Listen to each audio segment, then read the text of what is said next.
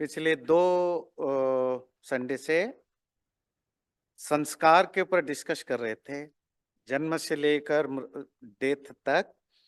तो उनकी बैकग्राउंड समझ रहे थे। इवन बच्चा पैदा होने से पहले जब पेरेंट्स या कपल प्लान करते हैं कि हमारे घर में एक बच्चा हो, वहीं से संस्कार स्टार्ट होते हैं। कब तक? जब तक उसकी जब डेथ होता है। तो कंसेप्शन से लेकर डेथ तक लाइफ के जितने भी स्टेजेस होते हैं या जो भी पहली बार किया जाता है, उसको सेलिब्रेट करने का नाम संस्कार होता है। संस्कार हम क्यों करते हैं वो हम पिछले बार काफी चीजों पर डिस्कशन कर चुके हैं। अलग अलग धर्मशास्त्रों में इनके अलग अलग नंबर्स मिलते हैं। कहीं 11, 12, 13, 14, 16, 40 तक संस्कार मिलते हैं। पर आज के डेट में पूरे सनातन धर्म में 16 संस्कार जो है वो सबसे मान्य है। एवरीवन एक्सेप्टेड 16 संस्कार। और वो 16 संस्कार 4 कैटेगरी में होते हैं। पहले प्री नेटल सेरेमनी, जो बच्चा पैदा होने से पहले जो संस्कार या सेरेमनीज किए जाते हैं वो 3 होते हैं, जिसे हम गर्भाधान, पुंसवन और सीमंतोनयन कहते हैं। वैसे आज इन्हीं तीनों पर चर्चा करेंगे। जब बच्चा पैदा हो जाता है, जो चाइल्डहुड एज में, और 3 साल तक बाकी 6 संस्कार कर दिए जाते हैं। जातकर्म, नामकरण, निष्क्रमण, अन्नप्राशन, मुंडन और कर्णवेद। बच्चा जब 8 साल का हो जाता है, आजकल 6 इयर्स जो होता है, तो वो स्कूल जाने की जो एज है वो 6 साल है, मतलब फॉर्मल एजुकेशन। उससे पहले इनफॉर्मल केजी, नर्सरी आदि बच्चे करते हैं, प्री स्कूलिंग। प्राचीन काल में स्कूल जाने की जो एज था वो 8 साल मिनिमम था, मैक्स मिनिमम था। तो 8 साल में जब बच्चा स्कूल जाएगा, पढ़ाई करने जाता था, तो एजुकेशन से रिलेटेड 3 सेरेमनीज होते थे। उपनयन संस्कार मतलब इनिशिएशन, फिर वेदारंभ, जब विद्या आरंभ करेगा, जब वो स्टडी स्टार्ट करेगा, और जब वो ग्रेजुएट हो जाए कॉलेज या यूनिवर्सिटी से, उसको समावर्तन, जो आज की आप उसकी जो वेस्टर्न वे में सेलिब्रेट करते हैं, ग्रेजुएशन सेरेमनी। इसके बाद और 3 संस्कार होते हैं जो लाइफ के अलग अलग स्टेजेस होते हैं। जैसे अब पढ़ाई आपकी हो गई, आप ग्रेजुएट हो गए, अब अगला स्टेज क्या है कि आप शादी करेंगे, मैरिज करेंगे, गृहस्थी जीवन में जाएंगे। वो आजकल जो हिंदुओं में दिखता है वो विवाह संस्कार ही दिखता है, और थोड़ा बहुत तो लास्ट राइट दिखता है। तो विवाह संस्कार उसको कहते हैं। वो जब भी आप एक नए स्टेज में जाएंगे उसको सेलिब्रेट करना होता है। फिर सेकंड, जब आपके बच्चे बड़े हो जाते हैं, बड़े इन द सेंस जब इंडिपेंडेंट हो जाते हैं, वो अपना लाइफ अपने ढंग से जीते हैं, तो फिर पेरेंट्स का जब खत्म हो जाता है, तो अब वो एक दूसरे स्टेज को जाते हैं, जिसको कहते हैं रिटायर्ड लाइफ या वानप्रस्थ। रिटायरमेंट का जो आजकल मीनिंग है वो नहीं है कि आप जॉब से रिटायरमेंट लेते हैं। रिटायरमेंट का जो हिंदू धर्म में जो कंसेप्ट था कि आपकी फैमिली रेस्पॉन्सिबिलिटी से आप रिटायरमेंट ले लेते हैं। आप काम उतना ही करेंगे, उसे ज्यादा करिए, कम करिए, इट्स अप टू यू। पर अब आप फैमिली के लिए नहीं करेंगे। आपकी पूरी फोकस होगा खुद की हेल्थ, स्पिरिचुअल, फिजिकल जॉइनिंग रहे, सोशल सर्विस, ज्यादा से ज्यादा आप कम्युनिटी या सोसाइटी के लिए कंट्रीब्यूट करें। उस लाइफ को वानप्रस्थ आश्रम कहते हैं। वो भी एक संस्कार के द्वारा उस रास्ते में जाना होता है। लाइफ की जो लास्ट स्टेज होता है, जब आप 75 से प्लस हो जाते हैं, तो वो जो भी जितने साल आगे आप जिएंगे, वो that is the stage of renunciation. अर्थात अब आपकी ना फैमिली से कोई मतलब है, मतलब इन द सेंस इमोशनली तो आप रख सकते हैं, आपकी कोई रेस्पॉन्सिबिलिटी या ड्यूटीज या ऑब्लिगेशंस नहीं। अब आपको सोशल ऑब्लिगेशन भी हो गया, जितना करना था आप वो वानप्रस्थ आश्रम में कर लिया। अब आपकी दो ही काम है, फिजिकली हेल्दी रहिए और स्पिरिचुअली अपने आप को आगे बढ़ाइए। तो फिजिकल और स्पिरिचुअल जो ग्रोथ है उसी पर फोकस करना, इसी को कहते हैं संन्यास आश्रम। और संसार से ग्रेजुअली एक्सटर्नल चीजों से अपने आप को रिनाउंस करिए। तो उसको जब आप संन्यास आश्रम में एंटर करते हैं उसको भी सेलिब्रेट किया जाता है, वो भी एक संस्कार होता है। और लास्ट संस्कार होता है जब हमारा डेथ हो जाता है, हमारे बॉडी को डिस्पोज किया जाता है, वो भी एक संस्कार है, उसको लास्ट राइट कहते हैं, अंत्येष्टि संस्कार। तो इस तरह 16 संस्कार हमारे लाइफ में कब से कहां से शुरू होता है। नंबर 1 देखिए, गर्भाधान, अर्थात जब कंसेप्शन होता है हमारा। और लास्ट कहाँ होता है, जब हम मर जाते हैं, हमारे बॉडी को डिस्पोज किया जाता है। तो कंसेप्शन से लेकर डेथ तक मेरे लाइफ में या हमारे लाइफ में जो कुछ भी इंपॉर्टेंट स्टेजेस है उस सबको सेलिब्रेट करने का नाम संस्कार होता था। ये संस्कार क्यों किया जाता था, इसके लिए हमने काफी चर्चाएं की है, पर इन्हें नॉट शेल थोड़ी सी बता के फिर आज हम चलेंगे। पहली चीज है कि जो बच्चा अपने पुराने जन्मों के संस्कार को लेकर आता है, अच्छे ये बुरे संस्कार, जब बच्चा पैदा होता है दो तरह के सबकॉन्शियस मेमोरी लेकर के आता है। एक सबकॉन्शियस मेमोरी जिसको हमारे यहाँ संस्कार कहते हैं, जो अपने पुराने कर्म, पुराने एक्सपीरियंस, पास्ट लाइफ की एक्सपीरियंस को कैरी करता है। टैलेंट हो, एक्सपीरियंस हो, कर्म का फल हो, कैरी करता है। और दूसरा जो पेरेंट्स हैं उनकी फैमिली से जो लीनेज की जो है डीएनए वगैरह वो भी कैरी करता है। अब हो सकता है पेरेंट्स में भी कोई कमी हो, अपने पुराने संस्कारों में भी कमी हो, तो जो कमियां हैं उनको हटाना, उसमें अच्छे गुण, अच्छी चीजें, नेचर डेवलप करना, पहली चीज संस्कारों का पहला उद्देश्य ये था। नंबर 2 था कि लाइफ एक गॉड गिफ्टेड होता है। हम लाइफ को पैदा नहीं करते हैं, हम तो सिर्फ मीडियम है। पेरेंट्स जस्ट मीडिया हैं जिनके थ्रू एक लाइफ आती है धरती पर। लाइफ तो गॉड की गिफ्ट है, उस लाइफ को सेलिब्रेट करना एज ए गिफ्ट भगवान ने हमें दिया है, उसको केयर करना, उस वो जो सैक्रेडनेस उसकी है, सैक्रेसी है, उसको रेस्पेक्ट करना। नंबर 3, जब आप सेलिब्रेट करते हैं जिस संस्कारों के द्वारा, तो वो सेलिब्रेशन अकेले घर में करने का हमारे यहाँ रूल नहीं था, कि जब भी आप कोई संस्कार करें वो उसमें फैमिली, रिलेटिव्स, फ्रेंड्स सब आते हैं। आजकल आप विवाह संस्कार, अब एक ही संस्कार तो बचा के रखा है ना, विवाह, शादी करने का। और वो शादी के संस्कार में शादी के अलावा बाकी सब कुछ आप करते हैं, नाचना, गाना, खाना पीना, बस शादी बस आधे घंटे में खत्म करो, है ना। मतलब शादी के अलावा बाकी सब कुछ करते हैं, बाकी संस्कार तो हमने सब खराब कर दिया, पर जो भी हो। पर आप शादी में अपने फ्रेंड्स वगैरह सब बुलाते हैं, पर हमारे शास्त्र कहते हैं आप हर वो संस्कार कंसेप्शन से लेकर डेथ तक बच्चे के लाइफ में या व्यक्ति के लाइफ में जो भी पहली बार घटता है या कुछ स्पेशल ओकेजन है उसको आप सेलिब्रेट करिए। और वो सेलिब्रेशन में एक चीज कंपोनेंट होता है कि आप अपनी family, extended family, relatives, friends सबको बुलाइए और शेयर करिए, सुख को बांटिए। उससे हमारी जो बॉन्डिंग है वो डेवलप होता है। ऐसा नहीं है कि आजकल हम बॉन्डिंग नहीं डेवलप करते हैं, हम संस्कारों को छोड़ दिया और नई चीजें इवॉल्व कर लिया वेस्टर्न कल्चर से, जैसे बर्थडे सेलिब्रेट करना, वेडिंग एनिवर्सरी सेलिब्रेट करना, और भी ऐसे बहुत सारे नई नई चीजें हमने इवॉल्व कर लिया, जिससे हम अपनी फ्रेंड्स को, फैमिली को, रिलेटिव को के साथ बॉन्ड बॉन्ड बनाए रख सकें।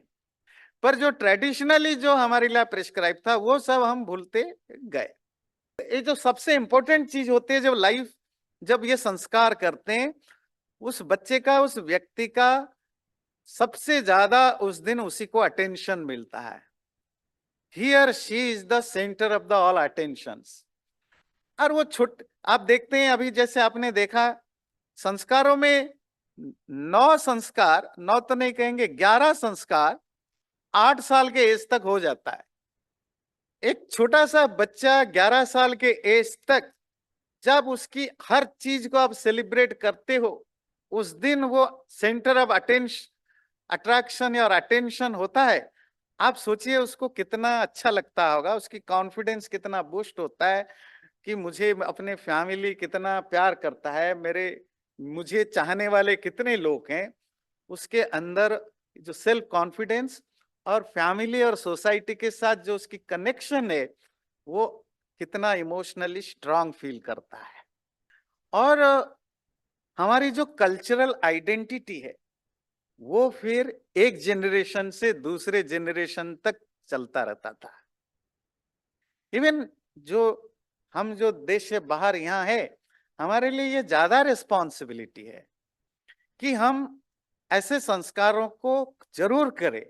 अगर हमने अपने बच्चों के लिए नहीं कर पाए, तो हम अपने ग्रैंड चिल्ड्रन के लिए जरूर करने की कोशिश करें। क्योंकि इन सब फायदे के अलावा जो सबसे बड़ी फायदा है, हम एक जनरेशन को अपनी कल्चर के साथ जोड़ते हैं। अगर हम उस नए जनरेशन को इस तरह उसकी लाइफ को सेलिब्रेट करते हैं अपने कल्चरल वे में, संस्कारों के द्वारा, वो भी अपने बच्चे को करेगा। इस तरह हम अगले कितने जनरेशन तक एक छोटी छोटी सेलिब्रेशन के द्वारा हम अपनी कल्चर को भी आगे बढ़ाते रहते हैं।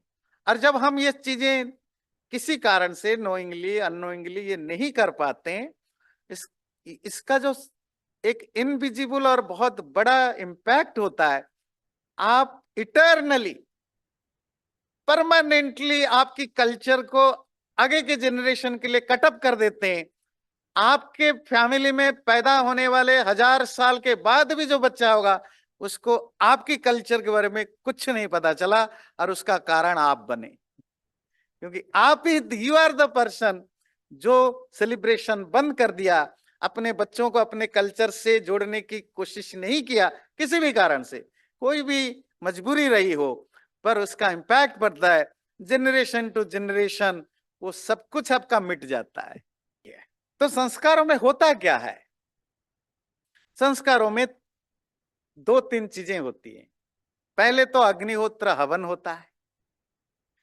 हवन प्राचीन काल में, आजकल मॉडर्न एज में जो मॉडर्न हिंदुइज्म है, जो 500-700 साल से इवॉल्व हुआ, उसमें पूजा करने के तरीके बदल गए। पर अभी भी जो भी हमारे बड़े बड़े संस्कार होते हैं, उसमें जो हिंदू धर्म का जो प्राइमरी पूजा करने की तरीका थी, वो था यज्ञ। आज भी होते हैं। तो उसमें यज्ञ होता है। यज्ञ से क्या होता है? ईश्वर भक्ति है। परमात्मा को हम अपने ग्रैटिट्यूड शो करते हैं, अपने आप को कनेक्ट करते हैं। फिर इसी बहाने जो प्रीस्ट, वो अलग बात है कि आजकल हमारे जो प्रीस्ट होते हैं, पंडित होते हैं, वो भी मोस्टली अपनी चीजों के बारे में इलिटरेट होते हैं। उनको कुछ पता नहीं होता है क्यों करते हैं, क्या करते हैं, रटी रटाई चीजें सुना देते हैं। That's another irony. पर वो प्रीस्ट का काम होता था कि वो उसको एक्सप्लेन करे। जो सेरेमनी, सपोज आजकल विवाह संस्कार है, तो जब विवाह कराते हैं तो वो उस जो भी रिचुअल्स होते हैं उसकी क्या मीनिंग है, उसका एक्सप्लेन करना। जो मंत्र बोले जाते हैं उस मंत्र की क्या मीनिंग है, बड़े पावरफुल होते हैं। हर संस्कार से रिलेटेड मंत्र उस पर्टिकुलर स्टेज के लिए, उस पर्टिकुलर ओकेजन के लिए ही चुने गए हैं हमारे ऋषि मुनियों ने। तो जब आप बच्चे को या उनके पेरेंट्स को उसको कन्वे करते हैं, इसका क्या अर्थ है, क्या मीनिंग है, तो उस पर उसका इम्पैक्ट पड़ता है। और जो पेरेंट्स है, छोटे बच्चे हैं, उनके पेरेंट्स को वो रिमाइंड कराया जाता है प्रीस्ट के द्वारा कि ये, और वो जो रिचुअल्स किए जाते हैं रिचुअल के द्वारा, कि इसमें आपकी क्या ड्यूटीज है, आप बच्चे के साथ कैसे बिहेव करें। अब बच्चा जब बड़े हो जाता है, जैसे उसकी जनेऊ संस्कार है या विवाह संस्कार है, उनको समझाया जाता है कि सपोज आप शादी कर रहे हो, शादी के बाद आपको क्या ध्यान रखना चाहिए, कैसे आप खुश रहोगे, कैसे वो एक दूसरे की रिलेशनशिप में स्ट्रेंथ आए, ये सब आपके रिचुअल्स में और मंत्रों में लिखे गए हैं। और बात है कि उसको कोई एक्सप्लेन करने की जरूरत है। जब आपको ये बताया जाता है क्या करना चाहिए, क्यों करना चाहिए, यज्ञ होता है, ईश्वर भक्ति हो जाती है, बंधु मिलन, आपके फ्रेंड और रिलेटिव की गेट टुगेदर हो जाता है, तो एक ओवरऑल एक हर चीज के लिए विन विन सिचुएशन होता है। और जैसे मैंने अभी बताया, जो संस्कार है वो बच्चे के लिए एक सोशल कनेक्शन होता है। बच्चा अपनी सोसाइटी, अपनी कम्युनिटी, अपनी फ्रेंड और रिलेटिव से मिलता है, उसकी बॉन्डिंग बढ़ती है। उस सोसाइटी के लिए भी जो हमारे घर में बच्चा आया उसको रिकॉग्नाइजेशन मिलता है। तो ये कम्युनिटी इवेंट अलग अलग स्टेजेस में हम सेलिब्रेट करते हैं। अब हम आते हैं, आज की जो हम चर्चा करेंगे 16 संस्कार या 16 जो 16 सैक्रामेंट्स हैं, उनमें जो 3 संस्कार बच्चा पैदा होने से पहले करना होता है, जिसको आप अंग्रेजी में कहते हैं प्री नेटल सेरेमनी, मतलब बच्चा अभी धरती पर आया नहीं उससे पहले आप करते हैं। पहला है गर्भाधान संस्कार, फिर पुंसवन संस्कार, फेटस प्रोटेक्शन के लिए जो संस्कार किया जाता है गर्भ की, और सीमंतोनयन संस्कार जो ब्रेन डेवलपमेंट के लिए जो सेलिब्रेशन होता है। तो पहले लेते हैं गर्भाधान संस्कार। आपके घर में एक बच्चा पैदा होगा, आप प्लानिंग करते हैं। बच्चा पैदा होने का क्या मतलब है? एक आत्मा, एक डिवाइन सोल आपके द्वारा ध्यान रखिए, आपके द्वारा इस धरती पर आता है। और हर कोई चाहता है कि मेरे बच्चा जो पैदा हो वो स्ट्रांग हो, इंटेलिजेंट हो, टैलेंटेड हो, सब चीजें उसमें हो। और ये अपने आप नहीं होते हैं, है ना। आप अपने बैकयार्ड में इवन शौक के लिए भी आप वेजिटेबल्स या फ्लावर प्लांट्स लगाते हैं ना, इवन शौक के लिए भी करते हैं। तो ऐसा नहीं कि आप बाजार से एक प्लांट ले लिया और कहीं भी फेंक दिया अपने आप हो जाएगा। आप पहले मिट्टी तैयार करते हैं, खोदते हैं, उस मिट्टी में कुछ काउ मैन्योर या दूसरी चीजें मिलाते हैं, फर्टिलाइजर डालते हैं, पानी डालते हैं, उसमें अगर कोई शेड है या धूप वगैरह ठीक से आए उसकी पूरी तैयारी करते हैं, जमीन तैयार करते हैं। तैयार करते कब? प्लांट को लाने से पहले तैयारी हो जाती है। और जब सीड को, बीज को लगाते हैं या प्लांट लगाते हैं, फिर आप ध्यान रखते हैं इसमें कीड़ा ना लगे, उसमें घास फूस ना हो जाए।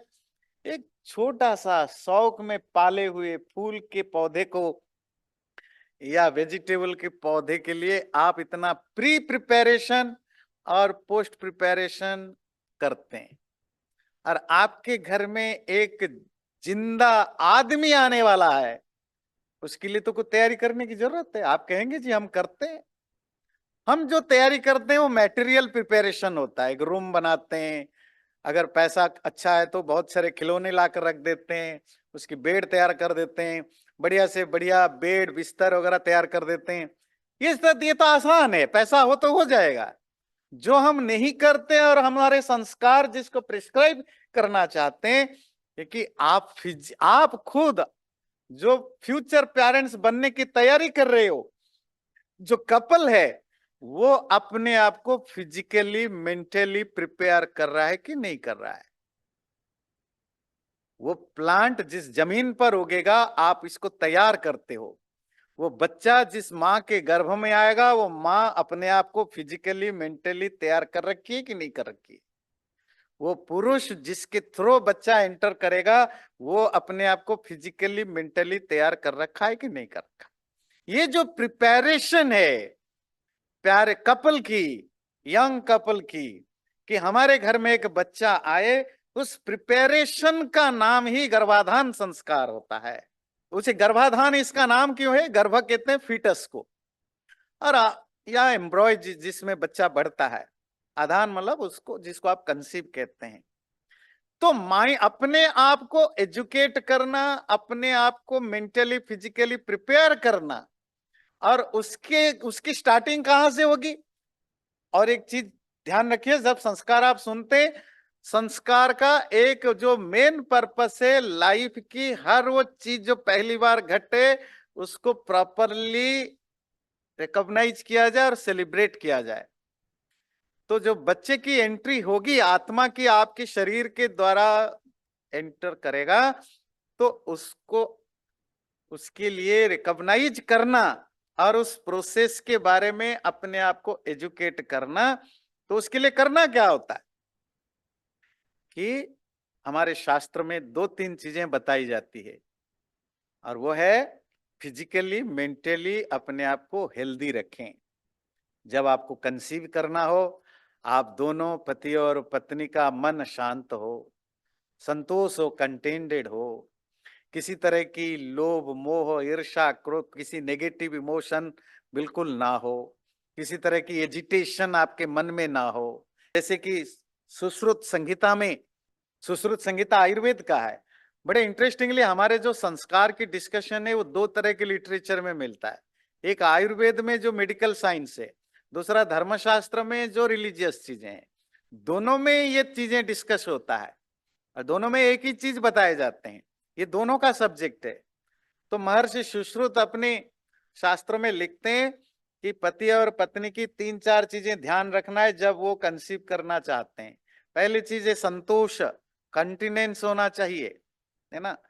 और मन में खाद्य सुखाद्य, सुखाद्य अच्छा खाना, है ना। अगर आप चाहते हो आपका बच्चा अच्छे विचार वाला बने, तो खाना तो आपका सात्विक बननी चाहिए ना। आप खूब शराब और मांस खा करके कहेंगे कि हमारा बच्चा जो आए वो बहुत ही अच्छे गुणवान और बल्दे, कहाँ से होगा। तो आपको अच्छे खाद्य भी खाना है, सत्संग, अच्छे लोगों के साथ बैठना उठना, अच्छी चीजें देखना, अच्छी चीजें सुनना, अच्छे बुक्स पढ़ना। अच्छे का मतलब क्या होता है? एनीथिंग विच इज पॉजिटिव, है ना। नहीं, ऐसे लोगों के साथ बैठना। इवन टीवी या फोन भी देखते हैं, उसमें ऐसी चीजें देखना जो मोटिवेशनल हो, जो स्पिरिचुअल हो, जो फिलोसफिकल हो, जो एकेडमिक की हो, जिसमें नेगेटिविटी ना हो, बहुत ज्यादा इमोशनल ओवरवेल में ना हो। ऐसी चीजों के साथ अपने आप को मेंटली फैमिलियर करना, सत्य चिंतन, अपने माइंड में अच्छे अच्छे थॉट्स लाना, बुरे थॉट्स को लाने नहीं देना और ना आए उसके लिए अपने आप को प्रिपेयर करना। दिनचर्या, अपनी लाइफस्टाइल को ठीक रखना। लाइफस्टाइल का मतलब है टाइम पर खाना, टाइम पर सोना, स्ट्रेस मिनिमम करना, जिससे कि आप फिजिकली और मेंटली प्रिपेयर रहें। और लास्ट बोलते हैं स्वाध्याय, कुछ पढ़ते लिखते रहना, क्योंकि ये जो पढ़ते लिखते रहने की जो एटीट्यूड है वो पेरेंट्स से बच्चों तक भी जाता है। तो आपकी स्वाध्याय की प्रवृत्ति, सेल्फ स्टडी की प्रवृत्ति बनी रहे। तो इस तरह जब आप अपनी खेत को, अपनी जमीन को तैयार करते हैं और तब आप पति पत्नी डिसाइड करके कंसीव करते हैं, तो क्या पता कि आपके माध्यम से कोई डिवाइन सोल, कोई अच्छा सोल आपके में आए। और मैं सुश्रुत संहिता का श्लोक कोट करता हूं। आहाराचार चेष्टा भीर यादृशी भीर समन्वित स्त्री पुंसौ समुपयेत याताम तयो पुत्रो पिता दृश। आपको जैसा भी संतान चाहिए, जैसा भी प्रोजेनी चाहिए, तो आपका खान पान आचार व्यवहार, आपकी कंडक्ट, आपके बिहेवियर, आपकी एटीट्यूड, आपकी टेम्परामेंट, आपकी स्टेट ऑफ माइंड, आपकी स्टेट ऑफ बॉडी, आपका भोजन खान पान वैसे ही आप रखिए जैसा आप चाहते हैं। तो अगर आप अच्छा चाहते हैं तो डेफिनेटली आपको अच्छा रखना पड़ेगा। तो इसी को कहते हैं गर्भाधान संस्कार। तो होता क्या है, हर संस्कार में दो तीन चीजें होती है। हवन होता है, सेलिब्रेशन होता है, और उस हवन के बाद कुछ स्पेशल मंत्र बोले जाते हैं, और जो पुरोहित है वो एजुकेट करता है कि आपको ये चीजें ध्यान रखना है। आजकल पुरोहित जी का काम ज्यादातर गायनेकोलॉजिस्ट या डॉक्टर कर लेते हैं, क्या खाना पीना है, क्या ध्यान रखना है, रखते हैं, पर बहुत सारी चीजें डॉक्टर बताते नहीं है। नहीं ना, नहीं, वो क्योंकि एथिकल जो मोरालिटी का पार्ट है, जो एथिकल पार्ट है, वो डॉक्टर का काम नहीं है, वो तो पुरोहित या घर वाले बताते हैं। तो ये गर्भाधान संस्कार है। अब गर्भाधान हुआ, आपके घर में मतलब पत्नी प्रेग्नेंट हुई। अब प्रेगनेंसी के तीसरे मंथ हो गया, थर्ड मंथ ऑफ प्रेगनेंसी। बच्चे की माँ की पेट में मूवमेंट, हल्की हल्की मूवमेंट शुरू होने लगी, जो फीटस है। तो जो अगला संस्कार है, जब बॉडी एक तरह के शेप ले लिया है, फिटस को 2-3 महीने लगता है एक शेप लेने में। जब उसकी शेप बन गया तो देन द अनदर सेलिब्रेशन। सिर्फ बर्थडे को सेलिब्रेट करना नहीं होता। आपको और एक चीज, इंटरेस्टिंग चीज बताए, हमारे यहाँ मतलब सनातन धर्म में प्राचीन काल में जो बर्थडे है ना, वो 2 डेट से होता है। हाँ, आजकल तो हम बच्चा जब माँ के पेट से बाहर आता है, जिस दिन जिस टाइम, उसको हम बर्थ डेट या बर्थ टाइम मानते हैं और उसी से हम सेलिब्रेट करते हैं। पर पता है, प्राचीन काल में मतलब हमारे सनातन धर्म में जो कंसेप्शन की जो डेट है, उससे भी बर्थडे माना जाता था। मतलब 8-9 महीने पहले की। बच्चा उसी दिन धरती पर नहीं आया, पर उसकी एग्जिस्टेंस आ चुका है। अब आप उसके साथ वैसे ही बिहेव करिए जैसे एक जिंदा बाहर रहने वाले मनुष्य से आप व्यवहार करते हैं। वो पेट के अंदर पल रहा है, आपको ज्यादा अटेंशन देने की जरूरत है। इसलिए जो पुंसवन का मतलब होता है, पुंग का मतलब होता है आत्मा, पुरुष आत्मा को कहते हैं। आत्मा का जो सवन है, सेलिब्रेशन है। अब आत्मा प्रवेश कर चुका है, शरीर जो है वो माँ और बाप की रजोवीर्य से वो जो बॉडी अब ग्रो करने लगा है, अब लाइफ आ चुका है, उसको सेलिब्रेशन करने का। और वो ऑलमोस्ट तीसरे महीने या तीसरे महीने के बाद कभी भी कर सकते हैं। तो उसमें अगेन संस्कार तो वही है, पर उसमें क्या क्या चीजें ध्यान रखनी पड़ती थी जो पुरोहित प्रिस्क्राइब करते थे, कि माँ को ये एडवाइस दिया जाता था कि कुछ प्रिकॉशंस रखे, प्रोटेक्शन, और अपनी अपनी खुद की, और जो पेट में जो फीटस बढ़ रहा है उसकी प्रोटेक्शन, डेवलपमेंट और ग्रोथ के लिए ध्यान रखें। क्या क्या चीजें ध्यान रखने के लिए? एक तो खुश रहे। खुश रहने की जिम्मेदारी केवल माँ की तो होती नहीं है। जब कोई लेडी प्रेग्नेंट होती है, पति पत्नी दोनों की जिम्मेदारियां होती है। पति का काम है कि वो घर का माहौल ऐसा रखे कि उसकी पत्नी या उसके जो बच्चे की मां बनने वाली है वो खुश रहे, फिजिकली हेल्दी रहे, mentally peace and tranquillity and happiness से भरा रहे। ये मेक श्योर करना पति का काम है। और पत्नी जो प्रेग्नेंट है उसका काम है कि वो अपनी अपने बच्चे और अपने आप को खुश रखने की कोशिश करे। तो ये दोनों की काम होती है। पिता का इनडायरेक्ट इन्वॉल्वमेंट रहता है, जो फ्यूचर माता है उसकी डायरेक्ट इन्वॉल्वमेंट रहता है।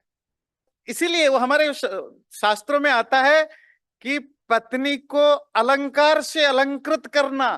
मतलब ये पति का काम है कि वो जिससे खुश हो पत्नी। अगर उसको साड़ियां पसंद है, बढ़िया बढ़िया साड़ी प्रोवाइड कराओ। कोई गहने पहनने की शौक है तो गहने दो। उस समय कंजूसी मत करना, क्योंकि ये बच्चे के लिए जरूरी है कि माँ खुश रहे। मतलब पुरुष लोग मेरे उठने के बाद मुझे ब्लेम नहीं करना, आप ऐसी ऐसी चीजें क्यों बोलते हो। अब ये लिखा है शास्त्रों में, मैं बस बात कर रहा हूं, है ना? नहीं। तो adorn herself with pure jewels, है ना, अच्छे अच्छे आभूषणों से उसको। और वो कहते हैं नकली आभूषण नहीं चलेगा, प्योर ज्वेल होना चाहिए। मतलब ऑर्नामेंट वो ले आया आजकल, वो जो आता है सब, है ना, नहीं वो वाला नहीं चलेगा। ठीक है ना? वो पीसफुल रहे, उसकी माइंड में शांति रहे, सुख रहे, ये व्यवस्था होनी चाहिए। और एक चीज, ईश्वर भक्ति इस समय बहुत जरूरी है। ईश्वर भक्ति समझते हैं? भगवान के प्रति, परमात्मा के प्रति आस्था रखना, भक्ति करना। क्यों जरूरी है? इसीलिए नहीं कि ईश्वर तुम्हारे ऊपर खुश हो करके अच्छा बच्चा देगा, नहीं। क्योंकि तुम जो कुछ भी करोगे, सोचोगे, सब बच्चे को ट्रांसफर होता है। तुम्हारी ईश्वर भक्ति से तुम्हारे बच्चे पर भी इंपैक्ट पड़ेगा, वो भी ईश्वर भक्त बनेगा। इसी तरह याज्ञवल्क्य स्मृति में लिखते हैं, the desires of the pregnant women should be satisfied for healthy development of the baby and to prevent miscarriage and her health. मतलब उस प्रेग्नेंट पत्नी का जो भी इच्छाएं हैं, जितना अब हो सकता है कुछ इच्छाएं इतनी ज्यादा हो कि आपकी फाइनेंशियली आप या किसी दूसरे ढंग से आप फुलफिल नहीं कर सकते हैं, पर पुरुष का वो 100% कोशिश करे कि पत्नी की उस समय की जो भी इच्छाएं हैं वो पूरी किया जाए, बच्चे के लिए और माँ के लिए। और कुछ क्या क्या चीजें अवॉइड करना चाहिए, ये भी पुरोहित उस समय संस्कार के समय एडवाइस करता है। ये मैं चरक संहिता को कोट कर रहा हूं। She should avoid all those things that could harm her home and its equipment. वो क्या चीजें हैं? जैसे इन शराब या नशा वगैरह ना करे, सिगरेट वगैरह इंटॉक्सिकेंट ना हो, कोई ऊंची नीची चीज चढ़े उतरे नहीं बहुत ज्यादा, जहां उबड़ खाबड़ रास्ता हो उसको इग्नोर करे, क्योंकि आप अगर गिर जाते हैं या आपकी फिजिकली आपको कुछ चोट लगता है, वो चोट आपके साथ साथ आपके अंदर भी उसको लगेगा। मीट वगैरह उन दिनों ना खाएं, शराब वगैरह ना पिएं, जो कभी नहीं करते दैट्स ए डिफरेंट थिंग, पर उन दिनों ना करें। और ऐसा कोई चीज ना देखें, ना सुने, ना खाएं, ना चखें, ना छुएं जो आपको डिस्गस्टिंग लगता हो, अच्छा नहीं लगता हो, या आपकी सेंसेस को प्लीजेंट नहीं लगता हो। ऐसे चीजों से दूर रहें, या पति मेक श्योर करे कि पत्नी उन सब चीजों से दूर रहे। ऐसे सिचुएशन ना आए जो उसके लिए डिस्गस्टिंग है, जो उसके इंद्रियों को अच्छा नहीं लगता, वो चीजें उसके आसपास ना हो। और इंटरेस्टिंगली प्रेग्नेंट लेडी और उसके पति को चाहिए कि अपने फैमिली में या नेबरहुड में या बाहर कहीं भी जो एजुकेटेड महिलाएं हैं, जिनको इनकी एक्सपीरियंस से जो जो बच्चे की प्रेगनेंसी में कैसे ऐसे महिलाओं के साथ बैठें उठें, डिस्कशन करें। आजकल तो, पहले तो इतने डॉक्टर नहीं होते थे, तो घर के या आसपास के रिलेटिव की महिलाएं ही गाइड करते थे। आजकल मेडिकल सिस्टम इतना अच्छा हो गया है इसकी जरूरत नहीं पड़ती है। हर महीने 15 दिन में आप अपने गायनेकोलॉजिस्ट जाते हैं, मिलते हैं। जो संस्कार की चीजें मैं आपको बता रहा हूँ, इसमें बहुत सारी चीजें तो आजकल मॉडर्न मेडिकल साइंस के कारण से इजीली अवेलेबल है, पर बहुत सारी चीजें हैं जो मोरालिटी और एथिक्स से रिलेटेड है, वो जानने की जरूरत है। फिर चरक ऋषि लिखते हैं चरक संहिता में, abstain from touching soil, distorted and inferior organs. Even आपके शरीर में भी कोई चीज गंदा हो गया हो, मैला हो गया हो, उसको भी टच नहीं करना। हाइजीनिक की बातें। Stay away from stinking places, unpleasant sites. ऐसी जगह जहां गंदा स्मेल आता हो, जैसे मैंने कहा, जो भी आप महिला की किसी भी सेंसेस को खराब लगता है उससे दूर रहें।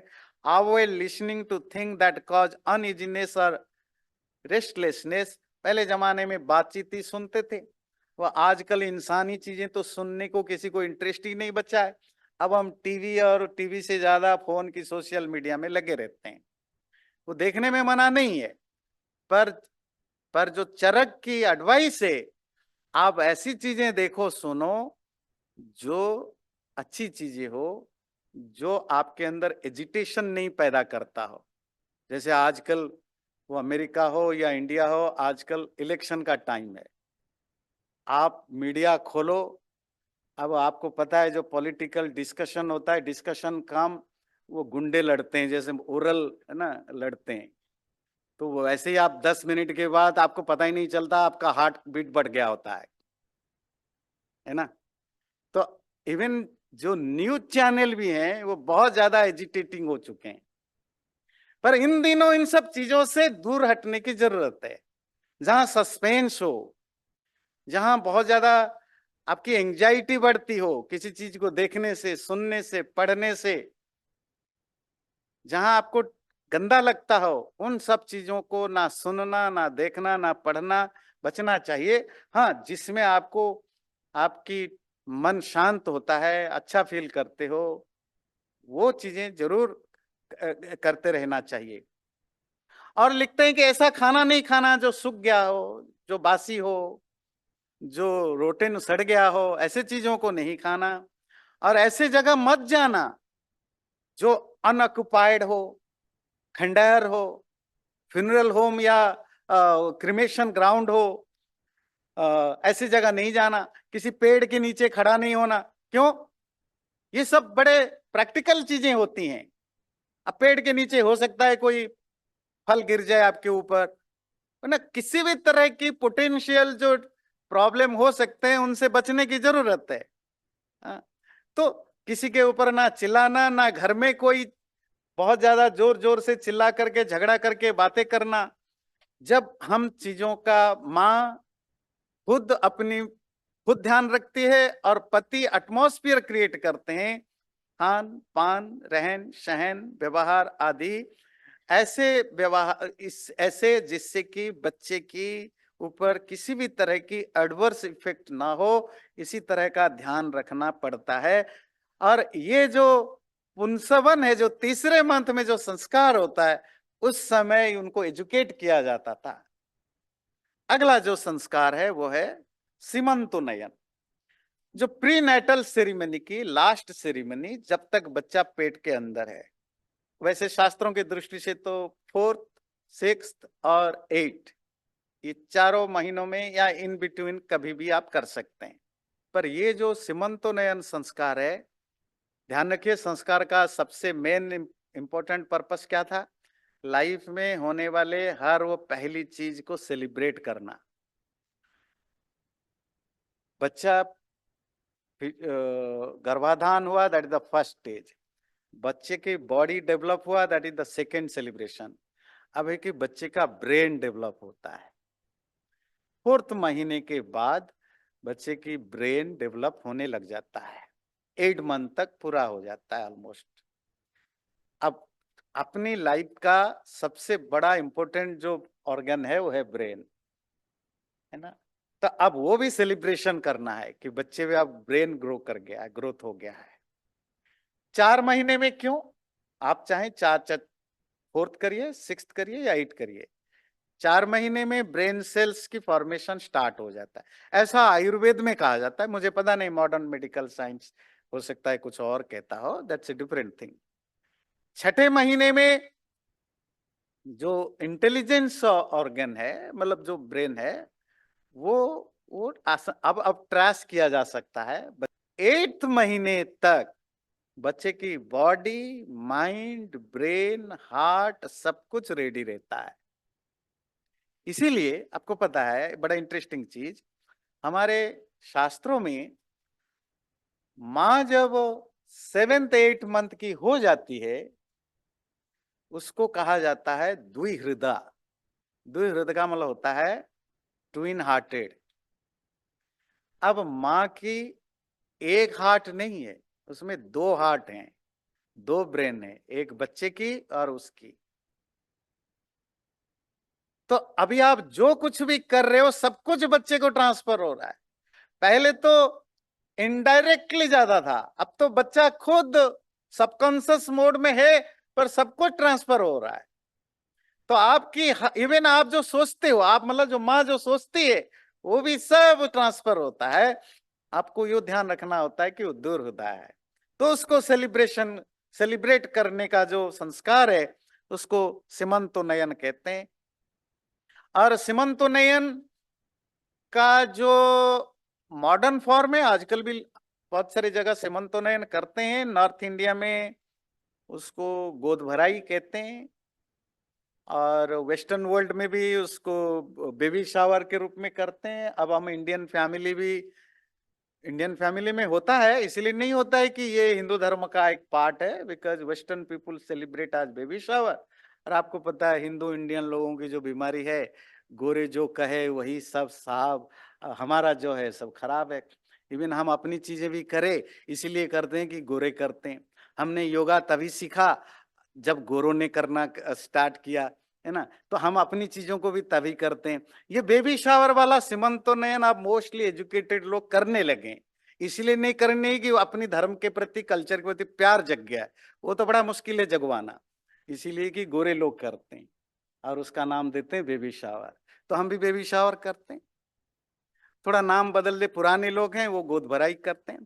तमिल में इसको सिमंथम या वलई कापू, थोड़ा साउथ में अलग अलग नाम से करते हैं, पर ये वाली ट्रेडिशन अभी है। सीमंतो नयन का अलग अलग रूप में लोग सेलिब्रेट करते हैं। इसमें क्या चीजें ध्यान रखना होता है? अगेन संस्कार तो सेम पैटर्न है। हवन होता है, लोग इकट्ठा होते हैं, सेलिब्रेट करते हैं, खाना पीना होता है, कंग्रेचुलेशन होता है, पुरोहित के एडवाइस होते हैं। पर जो इसमें जो एडवाइस होता है वो क्या चीज होता है? Avoiding exhaustion. कि सीमंतोनयन सेरेमनी में अब ये एक्सपेक्ट किया जाता है कि पत्नी अब एग्जॉर्शन ना करे, बहुत ज्यादा चले नहीं, दौड़े नहीं, जो नॉर्मल एक्टिविटीज अब आप उसको स्लो डाउन कर दे। अब हस्बैंड के लिए रूल आ जाता है 5वें 6ठे महीने के बाद फिजिकली पति, ये आयुर्वेद में लिखा गया, मैं नहीं कह रहा हूं अगेन, है ना, मतलब आपको कोई प्रॉब्लम है तो मुझे नहीं बोलना। तो पति अब पत्नी के आसपास ही रहे, और आयुर्वेद कहता है कि दूर यात्रा अब ना करें, पति ना करें, क्योंकि 6ठे 7वें महीने के बाद पत्नी ज्यादा, जो प्रेग्नेंट लेडी है उसको मेंटल सपोर्ट के लिए उसकी पति हमेशा आसपास होना चाहिए। इवन जॉब के दृष्टि से काम करे तो घर के आसपास जहां भी एक सिटी में रहें, है ना, तो ज्यादा डिस्टेंस ट्रैवल न करे। और नंबर 2, उसकी जो इच्छाएं हैं उसको सेटिस्फाई करने के लिए पूरी कोशिश किया जाए, प्रिकॉशंस लिया जाए, जिससे कि मिसकैरेज और दूसरे तरह की चीजें ना हो, इस तरह की चीजों का ध्यान रखा जाए। अच्छा, ये जो सीमंतोनयन संस्कार में होता क्या है, बाकी चीजें तो सेम है, बड़ा इंटरेस्टिंग चीज होती है संस्कार में। जब वो हवन पर बैठे होते हैं तो हवन हो जाने के बाद 2-3 रिचुअल होते हैं, उसमें एक बड़ी इंटरेस्टिंग रिचुअल है कि पति उसको कंघी करता है सबके सामने, वो यज्ञ वेदी पर ही अपनी प्रेग्नेंट पत्नी की कंघी कर लेता है, उसके बालों को संवारता है। ये यहाँ यज्ञ में ये मैसेज देना होता है संस्कार में कि अब उसकी हर वो छोटी बड़ी चीजें जिससे उसको खुशी मिले वो तुम्हें करना है ना। नहीं, इस इवन उसको सजावट भी करना है, तुम पति का काम है कि तुम उसको सजाओ, उसको फील कराओगे कि तुम्हारे लिए वो कितना इंपॉर्टेंट है, तुम्हारे लिए, जिससे कि वो अपने अंदर से कंटेंटेड, खुश और शांत रहे।